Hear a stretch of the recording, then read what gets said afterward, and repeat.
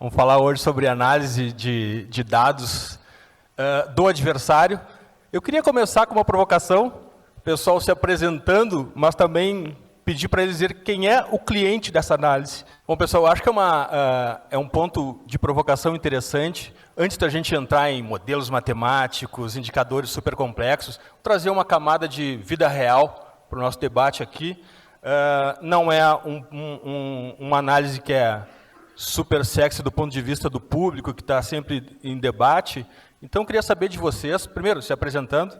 Talvez eu tenha quebrado o protocolo aqui. Meu nome é Eduardo Dias. Talvez alguns de vocês, pelo menos, me conheçam do Futuri.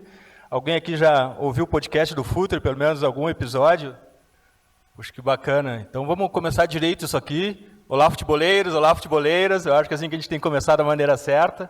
E eu quero iniciar com essa provocação, depois a gente entra nessa questão de modelos matemáticos, mas esses 2 dias têm sido incrível aqui, Hugo. Parabéns para todo o time FAME, porque a gente está imerso em debates aqui no bar, no almoço, falando sobre indicadores, falando sobre... o Salvador está aí falando sobre o que é um drible. Né, Salvador, ano que vem, o Salvador vem aqui para explicar o que é um drible. Então a gente vai começar por aí. Quem é o cliente, afinal de contas, da análise de dados do adversário? Vamos lá, Tricati, por favor, começa por ti. Bom, boa tarde a todo mundo, boa tarde, obrigado de novo pelo convite, pessoal da FAME, mais uma edição aqui participando, sempre uma honra. Eu ainda fico meio sem jeito de estar aqui e numa posição de palestrante aqui, de falar, de debater um pouco o assunto com vocês. Então, obrigado a todos e obrigado também pela presença. Bom, meu nome é Felipe Tricati, eu sou formado em administração, trabalho no futebol desde 2020, trabalhei 2 anos como scout do Santos, tempos complexos. Depois me mudei para ser scout do Houston Dynamo, aqui no Brasil, mas cobrindo a América do Sul. Nesse meio tempo, comecei também a ser professor de gestão de esportes em São Paulo, numa iniciativa super legal da universidade lá de juntar negócios e esportes, também inovação, entretenimento, enfim, algumas iniciativas super legais. E desde abril desse ano, quase maio, eu estou como coordenador de Analytics do Curitiba. Está sendo uma iniciativa super legal de construir um departamento do zero. E depois vamos debater um pouquinho. Vou passar aqui para o meu colega / vizinho.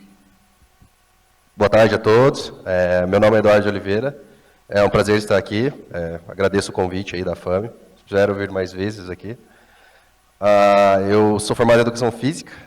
Estou no Atlético Paranaense desde 2018. Entrei lá como estagiário da área de análise de desempenho. Eu era analista de desempenho até o meio do ano passado. E aí o Atlético é conhecido por ser um clube inovador, sempre está muito à frente. Mas uma coisa que faltava no clube era um departamento de analytics, que era algo que muita gente lá dentro, eu incluso, reclamava de não ter, né? Voltado especialmente para o futebol. E aí, como eu era o analista de desempenho que mais mexia com Excel lá dentro, sabe fazer umas tabelinhas aí, uns gráficos, me deram essa missão de criar o departamento lá dentro do clube desde o ano passado. A gente achou que seria mais fácil criar lá de dentro do que trazer pessoas de fora, mais por questões burocráticas, de até convencer a diretoria, etc. E a gente está dando os primeiros passos aí, e acho que é isso. Pode se apresentar aí. Boa tarde, meus colegas de mesa aqui, Eduardo, Felipe, prazer gigante estar aqui. Obrigado, Léo, Salab, pelo convite, Hugo, Jake, Gemini, pelo suporte todo. E é fantástico estar aqui mais uma vez e falando para uma plateia tão jovem, tão interessada no assunto. Isso é fantástico. Eu fui atleta em categoria de base dos 10 aos 15 anos e acabei fazendo a graduação em Educação Física, fora do futebol, durante a graduação inteira. E fiquei, talvez, 12 anos dentro da Universidade Federal do Rio de Janeiro, fiquei 1 ano fora também, voltei. Defendi doutorado trabalhando mais com controle neural cardiovascular, uma outra área, e fazendo algumas provas de conceito, tracking isso nos primórdios, quando a coisa ainda era um terreno totalmente inexplorado. A gente foi entrando e a coisa acabou se configurando para que, em 2014, como funcionário em 2015, eu iniciasse minha trajetória como cientista de dados do Fluminense.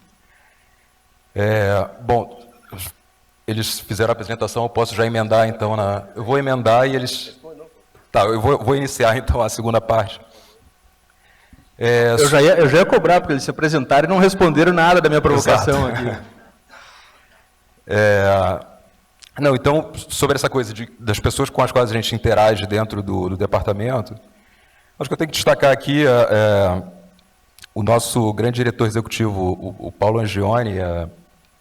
Ele voltou em 2018 para o Fluminense, claro, está à frente aí da montagem do elenco campeão da Libertadores no ano passado, junto com o presidente Mário, obviamente. A gente tinha o Fred até pouco tempo, o suporte do Scout. Mas uma coisa interessante é porque isso foi em 2018, talvez ele seja o diretor executivo mais experiente da Série A, certamente, mas ele teve a percepção de que, quer dizer, nesse momento o Fluminense já não estava mais no quartil de cima, no que diz respeito à capacidade de investimento. Então, para a gente poder ser competitivo, a gente tinha que desequilibrar um pouco essa relação para um lado que fosse favorável para a gente. E ele foi com muita sabedoria, capaz de identificar que mesmo eu trabalhando num modo de operação um pouco diferente em relação ao que tinha das rotinas do departamento de futebol, que tinha uma nova fronteira a ser explorada e que, largando na frente, ainda que não como departamento, mas com o trabalho e com a interação com os nossos pares, com esse trabalho de analítica de dados, a gente podia ter uma margem para ganhar vantagem competitiva interessante e igualar um pouco mais o campo e ser competitivo nesse sentido. Então, eu trabalho basicamente ao lado do departamento de análise de desempenho. Em paralelo, a gente tem um departamento lá que é liderado pelo Gabriel Oliveira, departamento fantástico, tem 3 outros analistas, o Saulo, o Felipe e o Henrique. E isso varia um pouco. Eu estava falando no Paulo, nosso diretor, assim, acho que o grande trunfo foi ele ter me dado autonomia para que eu desenvolvesse e encontrasse os caminhos, e isso vai variar, obviamente, de acordo com a comissão técnica. Com o Fernando Diniz tinha uma relação muito próxima, de interagir bem diretamente. Com o Mano também, uma comissão fantástica, trabalha um pouco mais com os auxiliares, mas esses são as principais pessoas com as quais eu interajo. Auxiliares, treinador e com o departamento de análise, eventualmente discutindo com eles, ratificando algumas visões que eles já têm para os briefings pré-jogos, ou então trazendo novas tendências e ajudando todo mundo a compor um material só. Então, eles têm uma entrega, que é basicamente para a parte de vídeo, e uma entrega que é um quantitativo muito breve, com alguns exemplos em vídeo também. Basicamente são esses. Eu queria aprofundar um pouco mais essa provocação, porque eu queria, na verdade, e não consegui, fazer com que vocês respondessem exatamente já que o tema aqui é a análise do adversário, para quem é entregue essa análise do adversário? É para o treinador? É para o grupo de jogadores? É para o executivo de futebol? Quem é que isso, talvez, e muito provavelmente isso vai variar de clube para clube, mas pela experiência de vocês, não só nos clubes, mas pelos que vocês trocam de ideias com colegas, e a gente está falando de um contexto de análise do adversário, e adversário quarta e domingo, e a ideia é essa mesmo. Para quem eu vou apresentar a análise do próximo adversário? É para o treinador, é para o dirigente, é para o grupo de jogadores, e eu já vou adiante nessa provocação, porque são linguagens diferentes e são análises diferentes. Tricati, para quem eu apresento a análise do jogo do meu adversário de domingo que vem? Bom, não, está funcionando. Eu acho que, primeiro, você tocou no ponto principal, que vai depender muito do clube, vai depender muito da estrutura. Em segundo lugar, eu acho que você entrega, talvez, a mesma coisa, o mesmo material para diferentes pessoas, sob diferentes linguagens. E, no meu caso específico, que está sendo muito legal, como eu falei, como a gente está construindo o departamento do zero, a gente está aprendendo e entendendo para quem vai cada tipo de informação, quando vai, como vai. Então, tiveram coisas que nesse meio do caminho já, desde que eu entrei, a gente já trocou de técnico 3 vezes. Então, muda um pouco como a gente entrega e para quem entrega. Mas eu acho que o ponto essencial neste fato, né, nessa questão, está sendo, como a gente está construindo o departamento, a gente está meio que descobrindo, na medida do que vai acontecendo, para quem que vai. Né? No nosso caso, hoje, a gente tem uma relação super aberta e super direta com a comissão técnica. Né? Dos 3 que passaram, a gente tinha.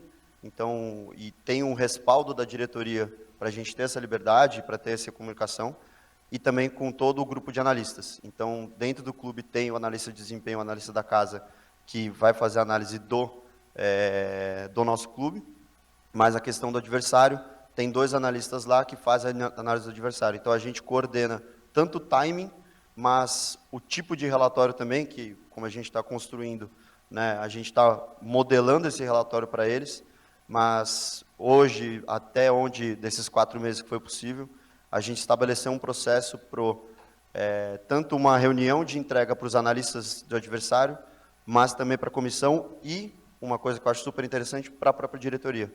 Então, a diretoria também tem interesse em ver, e para essas 3 pessoas, né, essas 3 personas, a gente faz um tipo de entrega diferente. O Edu Tricati tocou num ponto que deixa tudo mais complexo, que o adversário muda toda semana, o alvo da análise muda toda semana, e o cliente principal, o treinador, muda de 3 em 3 meses, aí que começa tudo do zero de novo. Nesse ano, o Atlético passamos por uma experiência parecida, né? A gente estava no 3º treinador, e na minha experiência lá, o primeiro cliente é a equipe de análise de desempenho. Eu passo a informação para eles, a equipe de análise de desempenho da casa mesmo, que já está lá faz 6, 8 anos, são praticamente as mesmas pessoas, e eles fazem, digamos, uma tradução, né, do material que eu envio para eles. Eu tenho uma relação muito boa com eles, então eu sei exatamente o que eles querem, o que normalmente eles gostam de observar, que eles gostam de que tipo de informação que eles gostam de receber.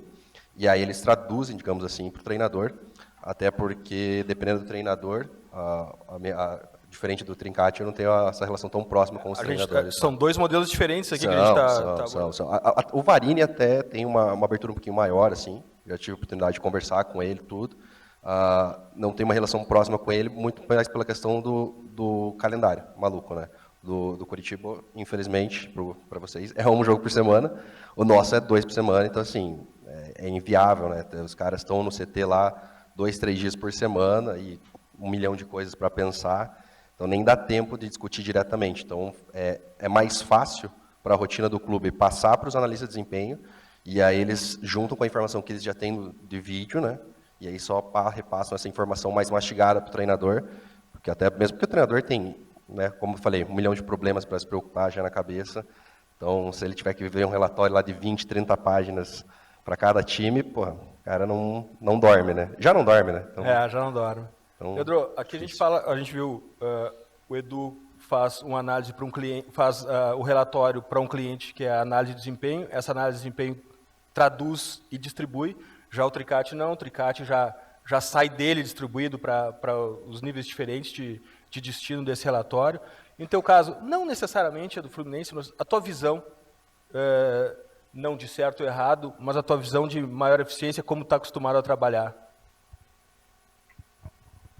Eu acho que sim, se existe um canal direto, a gente não pode forçar nenhum processo que não seja bem aceito por, eventualmente, quem estiver trabalhando com a gente, mas tendo um canal e tendo a confiança, eu acho que, especialmente se a gente souber desenvolver a linguagem e comunicar os nossos insights da maneira mais objetiva e com exemplos, da maneira mais breve possível, o relatório de 30 páginas não vai funcionar em circunstância nenhuma para 2 jogos por semana. Eu acho que você ter uma relação direta com o treinador é interessante, ou com os auxiliares do treinador, quando se escolhe que a coisa funcione dessa maneira. E, bom, esse é o meu modo de operação, direto, mas também, quer dizer, por uma outra via, mas em paralelo, estamos trabalhando bem próximo do pessoal da análise. Acho que a gente está em páginas mais ou menos semelhantes, né? Mas talvez um pouco mais próximo aqui a gente está talvez em caminhos mais próximos, né? Eu acho que os dois, porque eventualmente, até pela rotina e a quantidade de atribuições que todos têm, eventualmente a coisa pode se diluir, né? E se você tiver um canal direto de comunicação, acho que é mais interessante. Vamos lá, vamos adiante, vamos fazer um caminho de alguma forma cronológico, assim, para a gente aos poucos ir entrando no campo.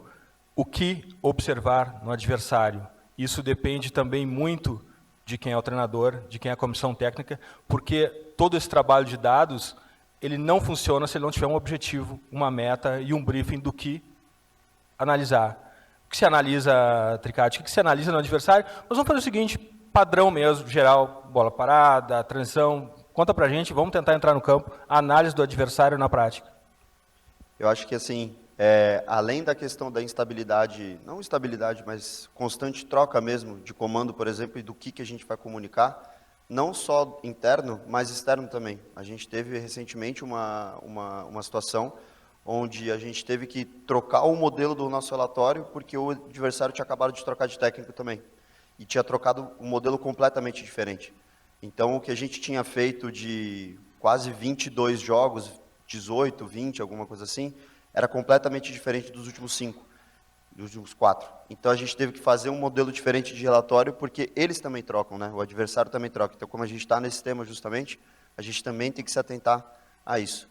Mas o que está funcionando agora, né, e está sendo um trabalho super legal, porque, de novo, construindo o departamento, um dos cientistas que trabalha comigo, o Otávio, está aqui também na sala, a gente conseguiu fazer um modelo de relatório um pouco extenso, né?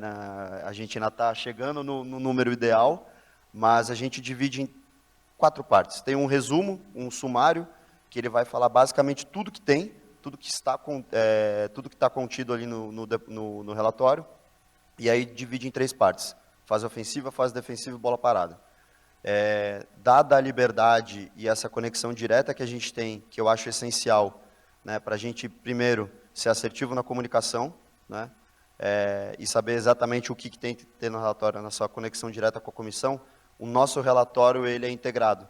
Então, a gente tem tanta base de dados, né, que vem da gente, mas ela não só a gente sabe se comunicar, mas ela comunica com o vídeo que o analista vai fazer. Então, tudo que a gente faz, ele meio que tem uma historinha, no sentido de isso aconteceu, isso aconteceu, isso aconteceu por causa disso, toma um vídeo para te explicar. Então, acaba sendo uma história tanto quantitativa como qualitativa, e eu acho que isso, pessoalmente, tá? Eu sou uma pessoa muito visual, então, citar um campograma, um vídeo, fica muito mais fácil. Acho que o futebol é muito visual, né? As pessoas trabalham muito com isso. Muito fácil, e fica muito mais fácil. E a gente conseguiu integrar de um jeito que, desde que o nosso departamento tem 4 meses de vida só, mas está funcionando super bem. Edu, e o Tricati também aborda muito a questão de se adaptar ao cliente, fazer o relatório de acordo com a necessidade do treinador, do dirigente, mas também tem que ter um pouco de esforço do outro lado, né? O outro lado tem que também querer se adaptar ao clube, porque, afinal de contas, também o clube tem seu modelo, o clube tem a sua cultura, e toda vez que a gente apostar contra a cultura do clube, a gente vai perder. Sim, então, esse trabalho de adaptação tem que ser dos dois lados, né? Como é que vocês fazem isso lá? Eu acho que facilita muito o meu trabalho em relação a isso lá no Atlético, de ser só com a comissão da casa, justamente por eles entenderem o que é o clube, Te né? dá uma estabilidade nisso. Exatamente. Como eu falei, eles estão lá faz muito tempo, são eles que estão nessa fase vitoriosa do clube nos últimos 6, 8 anos, então facilita muito. E aí, essa tradução deles para o treinador é justamente para entender qual é a linguagem do treinador atual e passar o que é o clube, né? O que é a identidade nossa de jogo, o que é a identidade dos jogadores, para não se perder isso, a parte do clube, independente do treinador que está lá. É óbvio que o treinador é quem manda, né? Então, muitas vezes isso acaba se perdendo no campo, mas aí é algo que foge do nosso controle, né? A gente faz o nosso trabalho. O que o treinador vai colocar em campo, o que os jogadores vão fazer, é outra situação. Falando um pouquinho até do que a gente analisa, a gente tenta, além de ter as especificidades do treinador, separar dados de diferença do time jogando fora e dentro de casa, acho que são coisas essenciais. Momento de jogo também, né? Você trouxe de troca de treinador, mas às vezes até está com o mesmo treinador, mas a equipe vive um momento ruim ou um momento melhor no campeonato, e tentar entender se nos dados existe alguma explicação para eles estarem vivendo um momento, né? Se a gente precisa se atentar a algo mais específico do que a gente não estaria vendo só pela média do campeonato, coisas do tipo.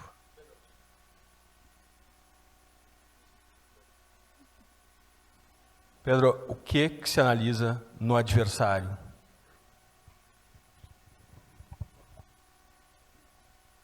Bom, sempre a gente fica nessa linha tênue aqui entre o que a gente fala e o que a gente não fala, né? Mas Mas em linhas gerais, acho que todo mundo deve estar mais ou menos na mesma página. Todo mundo hoje em dia trabalha com um modelo que é baseado em probabilidade, né? E aí, valor da posse, chama de jeito que for, expectativa de gol, enfim. E assim, tentar fragmentar, mas valorar melhor todas as ações que acontecem dentro do campo, isso é fundamental para a partir daí a gente ter um racional mais claro. Bom, basicamente na entrega, assim, tentando ser mais direto possível, algumas métricas referentes a modelo de jogo, e aí é crucial.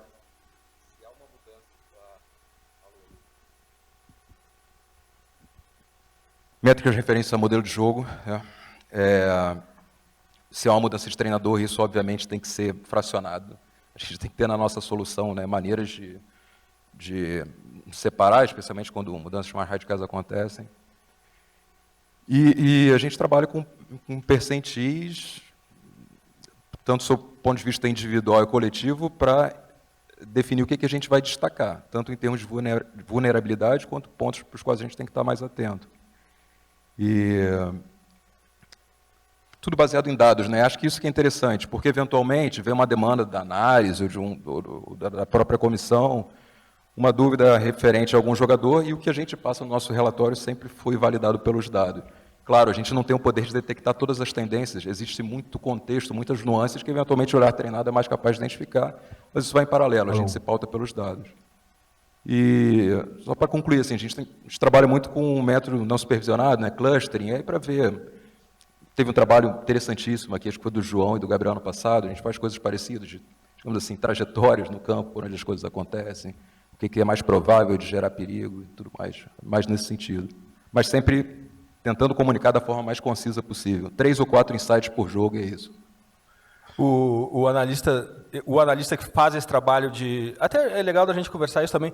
Esse analista, pela experiência de vocês, é um analista específico para isso? Existe alguém específico para um trabalho só num clube, num trabalho de análise? Ou esse é um dos encargos dele ali dentro? Essa é uma das tarefas dele?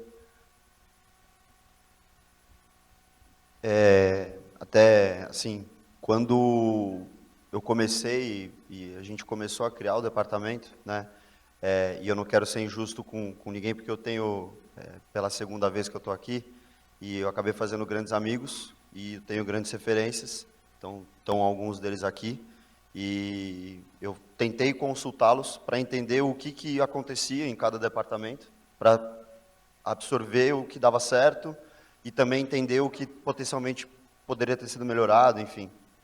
E uma das coisas que a gente tenta fazer lá é não nos fechar numa atividade só. Então, a gente dividiu nossas atividades, seja análise de adversário, análise do nosso time, scout. Então, a gente está posicionado, nosso posicionamento organizacional lá dentro do Curitiba, ele é muito aberto. Então, a gente acaba prestando serviço para diferentes áreas. Como a gente faz isso? A gente tenta não se fechar a uma pessoa do departamento, só trata com uma pessoa, que a gente chama de algum agente dentro do clube. Não, a gente tenta rodar, né, para cada um ter essa interação com todos os departamentos. A gente acaba tendo, por isso, novas ideias, a gente acaba não se fechando mesmo numa atividade só, né, aprendendo também. Então, acho que seria até meio que injusto, vamos dizer assim, todo mundo se fechar num só, porque eu tento ser uma pessoa de cabeça muito aberta para isso, né? Se teve um modelo de relatório que funcionou, hoje pode ser que ele não funcione amanhã. Então, a gente tenta se distribuir, né? Eu acho que em termos de análise de dados e áreas de analytics, eu particularmente, nas áreas que eu tive contato, com as pessoas que eu tive contato, não tinha uma pessoa fechada para fazer tal coisa, né? Mas mesmo se tivesse, né, se eu tivesse tido esse contato, eu sou da linha de se abrir, né? Cada um pode interagir com diferentes áreas no mesmo momento. Eu aprendi com vocês, analistas aqui, que a primeira coisa que a gente tem que fazer é identificar padrões, né? Então, aposto que a Du vai falar o contrário do que o Tricati falou agora. Como é que existe o analista de adversário específico disso, ou também vocês rodam? Na análise de desempenho ou no Analytics? Não, na análise de dados do adversário. Sim. Na análise de dados do adversário. É que só existe eu na análise de dados, né? Daí não tem como existir outra pessoa, só tem eu. Chegou uma pessoa para me ajudar na área de Analytics faz 3 semanas. Então, no momento, só tem eu, então acabou ajudando todas as áreas. Bem parecido. Na verdade, dessa vez, vou acompanhar o Trincate aqui. Acaba ajudando a base, acaba ajudando também a parte de mercado. Eu acho que a ideia, talvez, no futuro, seja separar assim, um pouco o setor, atender todas as áreas do clube, mas talvez ter mais analistas, mais profissionais, para que a gente consiga aprofundar as nossas análises, né? Eu acho que uma das coisas que talvez falte para até aprofundar um pouco melhor nossas análises, entregar talvez respostas melhores, seja a falta de mão, né? A gente tem uma pessoa, acho que é o caso do Pedro Aparecido, o Trincate eles são em 3, mas mesmo assim ainda é pouco.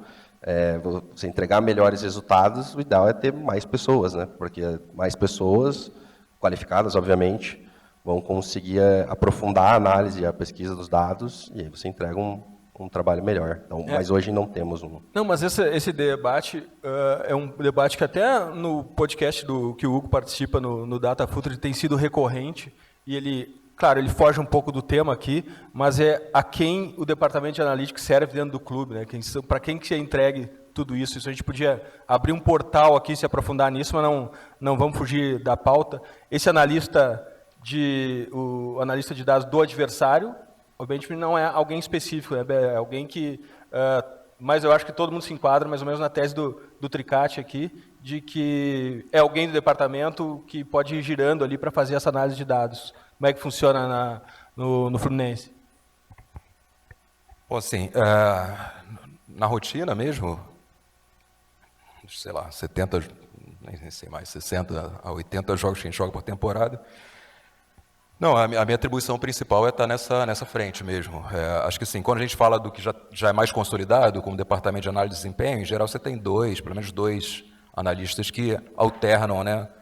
Porque eles precisam de pelo menos uma semana, 2 jogos por semana, cada um pega um adversário. Acho que esse é o modo mais frequente. Mas não, no nosso caso, acho que a gente ainda está nessa fase de se desdobrar bastante e, assim como o Eduardo bem colocou, a gente está na dianteira desse processo, né? Com o Felipe também, certamente, né? No caso dele, dentro dessa atribuição específica, certamente é ele que está se relacionando com o treinador e falando sobre os adversários, né?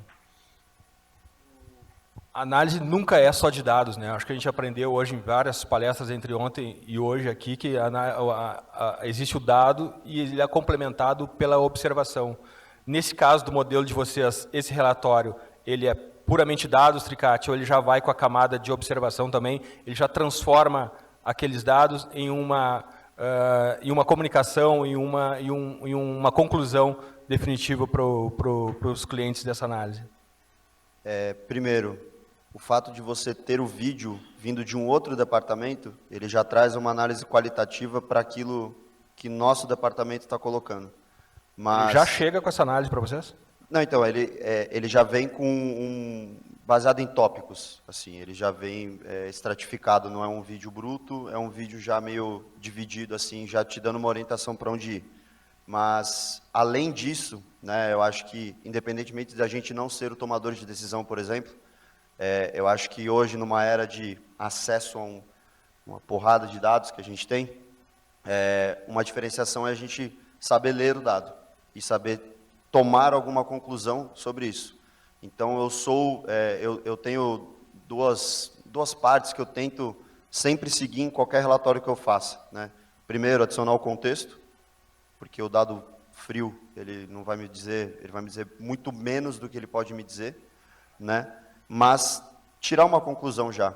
Então, o tomador de decisão, né, ele vai ter muito pouco tempo para ver talvez um relatório extremamente extenso.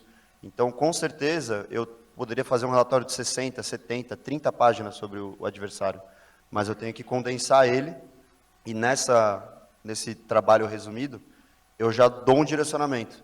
Então, quando eu falo desse sumário, a gente já tira algumas conclusões. E aí, essa conclusão é do entendimento do jogo.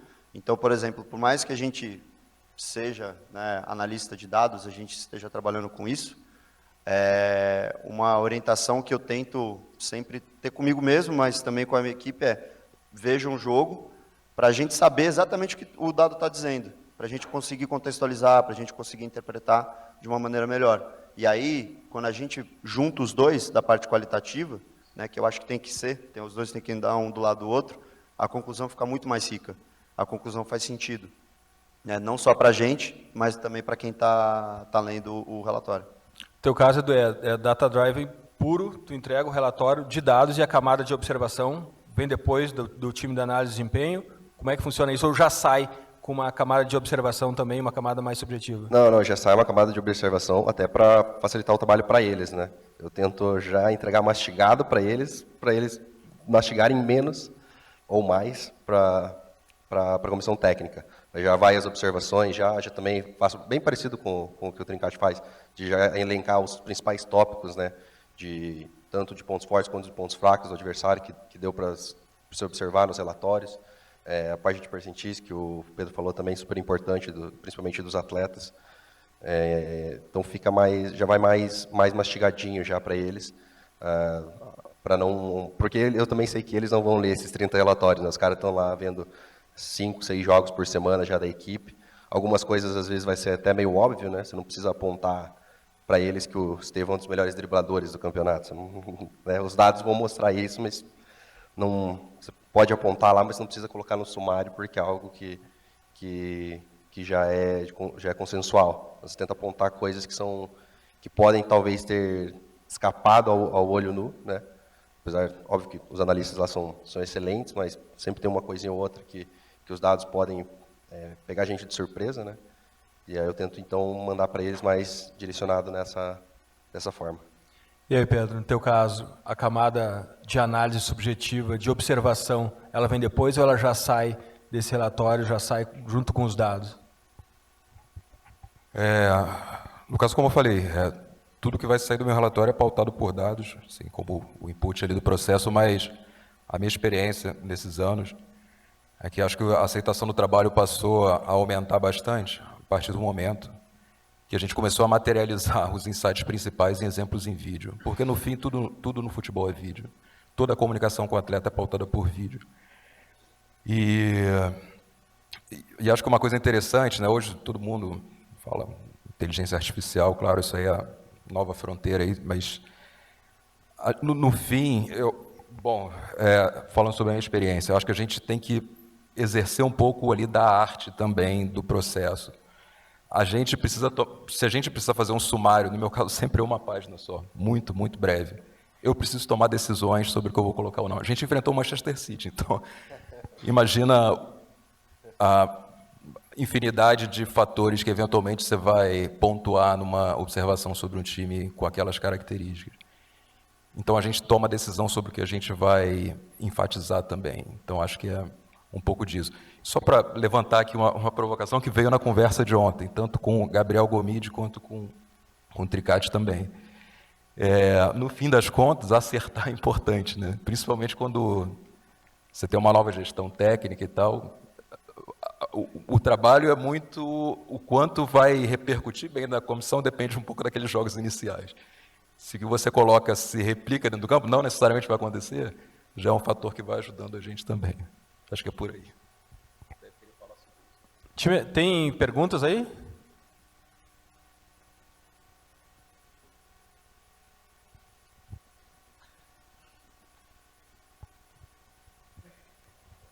Bora lá, então.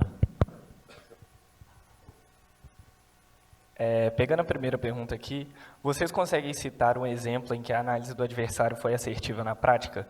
Algum insight que foi aceito pela comissão técnica e funcionou? Eu ia... Bom, já faço duas em uma.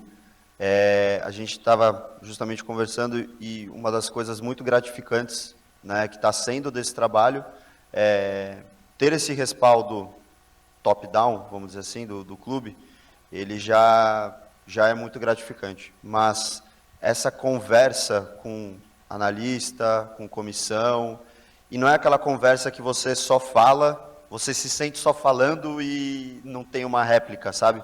É você falar e a pessoa está te escutando, está prestando atenção e, de fato, a gente vê em campo aquela... Talvez não seja tão nítida, mas a gente sabe que aquilo foi absorvido e foi, pelo menos, tentado replicar. né? Acho que indo nessa direção da pergunta do Pedro, né, da provocação do Pedro, da pergunta, a gente faz quase uns 10 jogos que a gente conseguiu estruturar um relatório e ter essa comunicação direta, né, com comissão, de uma maneira mais clara. E, assim, um exemplo específico de um jogo eu não vou lembrar, porque, de fato, assim, todos a gente se sentiu muito ouvido. Isso está sendo muito legal. Tinha alguns pontos nossos que a gente já pontuou como pontos a melhorar, e eles melhoraram, porque a gente via que ou era uma substituição de um jogador para uma outra posição, por um outro atleta, às vezes uma adaptação de modelo de jogo para uma estratégia específica. Então, isso também a gente já viu, né? E não mudar o nosso estilo, mas mudar a estratégia. Isso sim já teve é gratificante pra caramba ver. Antes da próxima pergunta, para quem também ouve os nossos podcasts, a gente sempre acaba com as dicas futeboleiras. Eu vou deixar uma dica futeboleira para todos aqui, antes que eu me esqueça. É uma matéria dessa semana, New York Times e The Athletic, como os departamentos de analytics estão se desenvolvendo e se espalhando pelos clubes ingleses. Procurem por isso, é absolutamente fantástico. Dados, inclusive, de permanência dos profissionais em cada clube, a quantidade de profissionais, é uma matéria absolutamente completa. Espero que essa dica futeboleira seja útil para todos aqui. Vamos lá, próxima pergunta.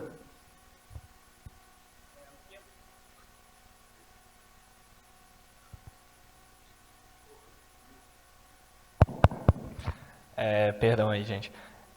O que é mais cobrado pela comissão técnica? São os dados e informações referentes ao ataque ou à defesa do time oposto?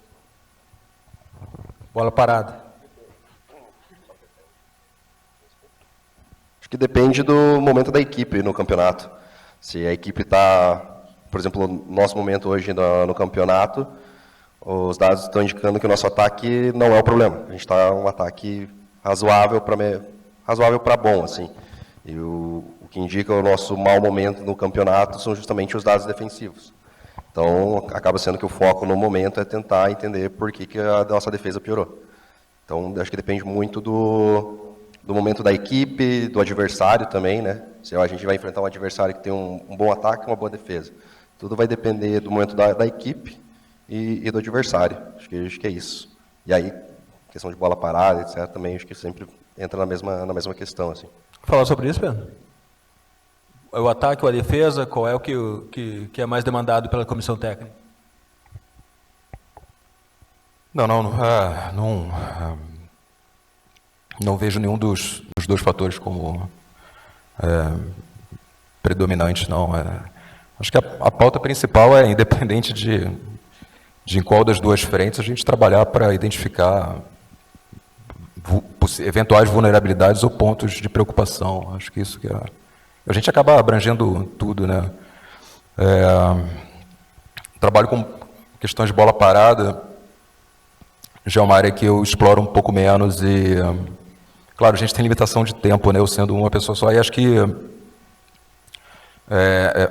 bem baseado dentro do departamento de análise, eles fazem um trabalho muito competente nesse sentido. Mas é interessante, né? Porque hoje em dia tem sido abertos processos seletivos em clubes, acho que do Arsenal e outros clubes da Inglaterra, para trabalhar especificamente nesse ponto, né? Isso é interessante. Boa. Mais alguma? Como enxergam atletas contratando serviços particulares de análise de desempenho e de dados? Valia fugir do tema? Eu tinha 200 perguntas para fugir do tema aqui, mas vamos embora. Cara, eu acho que, assim, não vou tentar filosofar muito, mas eu acho que o esporte, o futebol, está aprendendo a ser analisado e analisar diversos fatores complexos do jogo, desde a parte individual até a parte coletiva. Então, de novo, sem tentar filosofar muito, mas eu acho que tudo que agrega a entender melhor e explicar melhor o jogo é bem-vindo, né? E aí volto para o papo nosso hoje do almoço, que é a questão da comunicação. Eu acho que, e eu lembro que, assim, parece uma coisa distante, mas quando eu estava agora começando, o meu primeiro ponto de atenção era como eu consigo comunicar para as pessoas dentro do clube que o meu departamento existe. né, e que ele vai ajudar para as outras pessoas. Então, eu acho que na questão da análise individual dos atletas, se é uma coisa bem comunicada para todas as pessoas que estão no entorno do jogador... Tem que ser coerente também com o que o clube espera do atleta, não? Oi, desculpa? Não, tem que ser coerente essa comunicação, esse serviço que o atleta busca fora do clube, tem que ser coerente com o que se espera do atleta dentro do clube. Perfeito. Eu acho que e aí vai passar muito por como é comunicado isso. Então, assim, todo mundo está ciente que isso existe, além de estar alinhado com as diretrizes do clube, mas, de novo, eu acho que sem entrar em grandes detalhes, primeiro, tudo que vai agregar no desenvolvimento do jogo e do atleta eu acho válido, mas ele tem que estar, todo mundo ao entorno tem que estar ciente, e aí o estar ciente vai partir muito de uma comunicação efetiva e eficiente do que está sendo feito. Tem que ser comunicado ao clube, o clube tem que saber disso, né? Tem que ser exatamente isso, tem que ser alinhado com o que se espera do jogador dentro de campo, né, Edu? E eu acho que se a gente for observar, na maioria esmagadora, para não dizer todos os atletas que procuram esse trabalho, são os atletas de linha. Porque os goleiros, eles têm um treinador específico para eles. Então tem um treinador para 3, 4 atletas. Então é muito mais fácil você dar uma atenção individual para o goleiro, para o desenvolvimento dele, para a parte tática, para a parte técnica, pessoal mesmo. Eu digo isso porque, para quem acompanha o Atlético, a gente tem uma escola de goleiro maravilhosa lá dentro, assim, acho que talvez uma das melhores coisas que funciona lá dentro é o nosso desenvolvimento de goleiros. E a gente já tentou replicar isso para os outros atletas lá dentro, na base, e a gente percebeu que o maior problema era isso, porque os goleiros, você tem 3, é exatamente isso que eu falei, 3, 4 goleiros para um treinador. E os caras de linha são 20, 30 atletas para um treinador e 2 auxiliares. Então, você ter essa atenção mais individual, essa atenção mais detalhada com o atleta, é muito difícil dentro do clube. Não é que a gente não queira, a gente quer, e tem, pelo menos na base, eu fiquei 2 anos trabalhando como analista individual lá dentro do Atlético, antes de ir para a parte de análise de dados. A gente tenta explorar essa parte, né, de desenvolver o atleta individualmente, tanto na parte técnica quanto na parte tática, mas falta tempo, falta mão de obra para isso, né? E aí acho que é natural que os atletas vão buscar essas alternativas fora do clube, porque é muito difícil de ter essa atenção dentro do clube por falta de mão de obra, de pessoas para atender eles nesse sentido, assim. Acaba sendo pouco, e aí acho que é um curso natural da situação. Pedro, no mínimo, é um interesse em comprometimento do atleta que está sendo mostrado ali. Ele vai buscar uma especialização, vai buscar um maior conteúdo para colaborar na atividade dele. O que tu acha disso? Bom, acho que a intenção é positiva, mas assim, eu vejo que lá no Fluminense a gente tem um dos analistas, que é o Saulo, ele trabalha muito próximo dos atletas para atender demandas específicas. Eu acredito que, bom, não quero polemizar aqui nesse sentido, mas já polemizando um pouco, eu acho que muitas vezes eu não sei, talvez um canal para situações específicas em que o atleta se sinta mais à vontade para se posicionar com alguém de fora da comissão. Eu acho que esse talvez pode ser o ponto-chave, mas acho que em termos de participar e desenvolver o trabalho que tem sido feito com essa atenção individual, pelo menos lá na nossa rotina, eu acho que funciona muito bem com os elementos do nosso departamento mesmo. E aí? Não, então é isso, a gente está fechando. Gostaria de agradecer aos 4, né? Eduardo, Felipe, Pedro e Eduardo também. E uma salva de palmas para eles, por favor. Alô?